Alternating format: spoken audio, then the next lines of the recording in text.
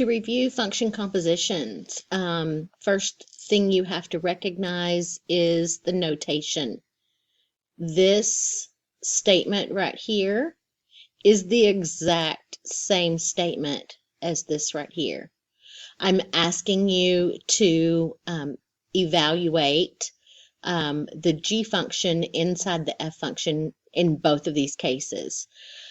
And it doesn't matter if you have equations like we have here, or if you have tables like we have here, or if you have graphs. But in order to do function composition, you have to have at least two functions in whatever form they give them to you.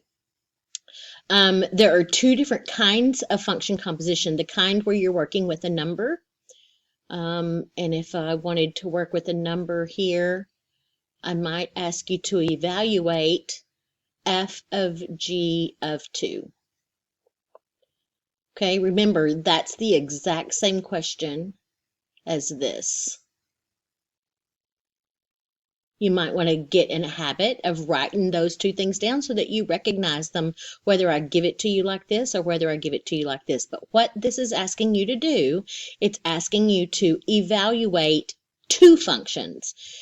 We did a review on function evaluation. If you didn't watch that video, you might want to go back and watch it, because we're going to evaluate both functions this time. This time we're going to start with plugging in the 2 into the G function. This was very similar to what we did on function evaluation.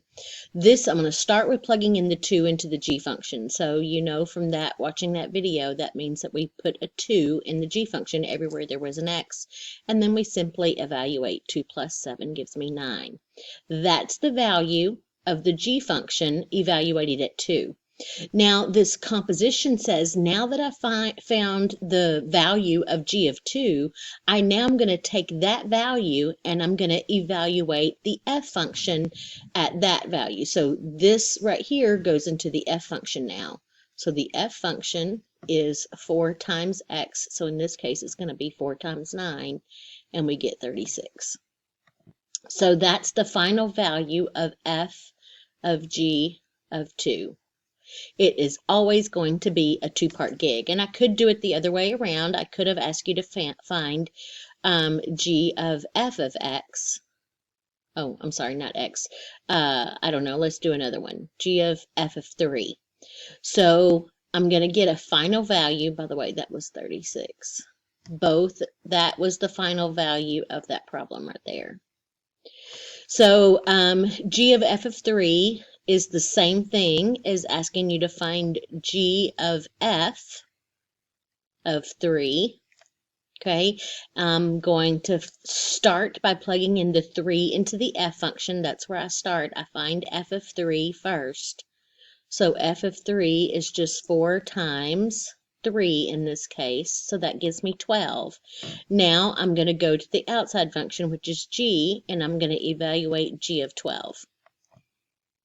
And the G function is X plus 7. What goes in the place of the X? The 12. And so now the final answer there is, I believe, 19. So the second answer is your final answer. F of 3 is 12. G of 12 is 19. 19 is the value of G of F of 3.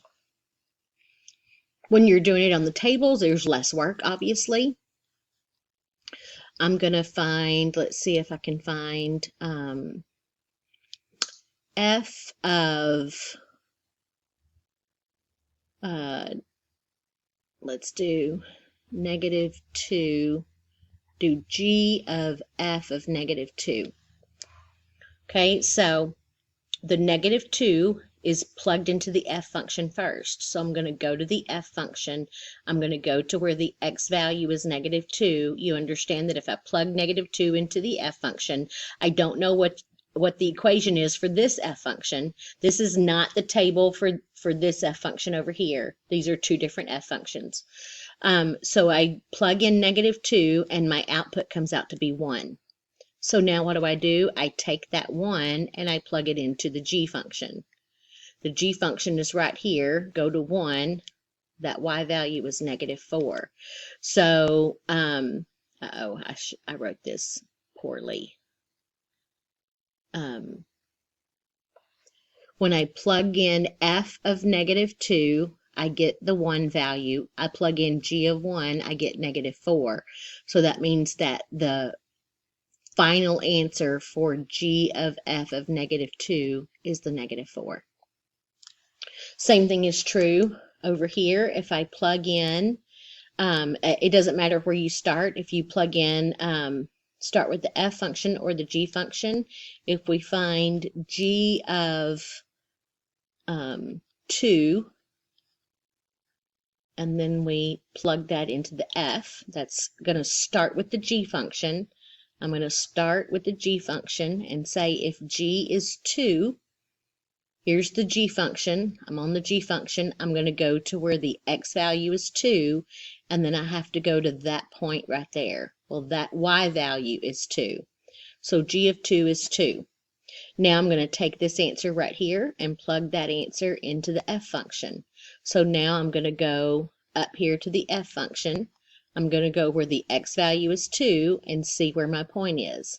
My point is right up there at 3, so this y value is 3. That second answer is the answer to the original double question.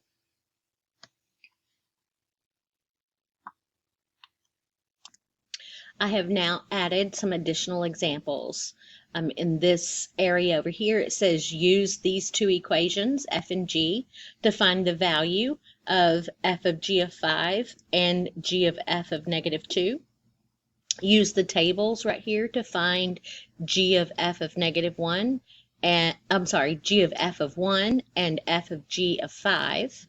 And then use the graphs to find f of g of 0 and g of f of -1. Those should be something that you can do at this point after this video.